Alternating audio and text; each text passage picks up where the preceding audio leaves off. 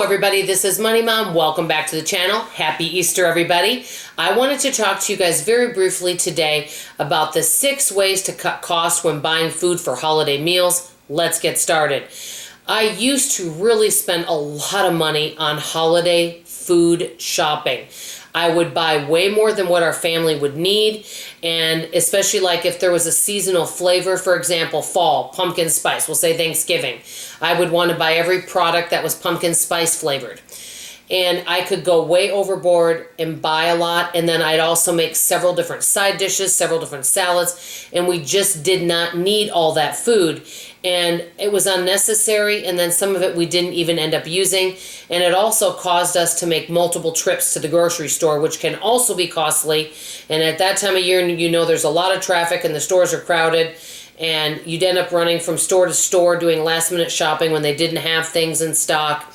You can understand. So I'm going to tell you the 6 tips I'm now using. I'm not saying that I've gotten it down perfectly, but I've made a lot of improvements, and we're only going to the store once. So number 1, the big thing is make less food, keep it simple. It's still a challenge for me to do this because I want to make several different side dishes, but you don't need several different side dishes. You can make a main dish and maybe just have 2 side dishes, and maybe a dessert if you want a dessert. Nobody says just because it's a holiday that you have to go all out and make everything fancy. Now, I'm not saying there's anything wrong with the holiday meal. They're wonderful. And as a matter of fact, I'm hoping to show you what we're having a little bit later today. But you don't have to spend a lot of money to have a nice holiday meal. You can keep it simple. Number 2, use what you have at home. So, for example, if you know you're going to make a certain dish that has certain spices or products in it that won't go bad that you can keep, for example, if there's some canned food or some ingredients that you can keep around, maybe make sure before the holiday starts, a month before, you know, we know that so-and-so really likes this stuffing dish, so I know I'm going to need sage, for example. So you make sure to have that ahead of time and use what you have at home. Number 3, this is a big one. I've learned a lesson on this. Make what the family loves. A lot of folks want to make something trendy. I know I get bored, so I want to change things up and try something new.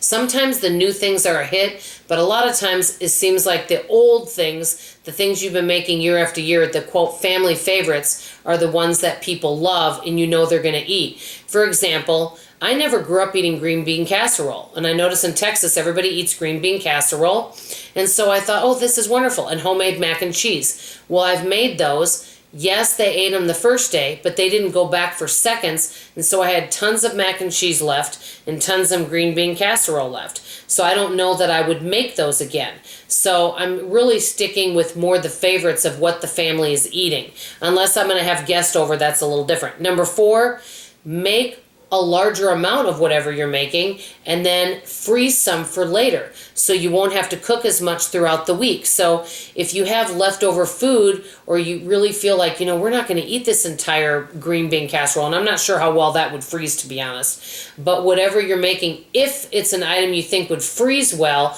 and you don't think you're going to want to eat leftovers for 4 or 5 days, you could take some of it and freeze it, or you could share it with a friend. You could, you know, swap things. I've done that with friends before where we make different dishes and we swap some of our side dishes so we all get variety.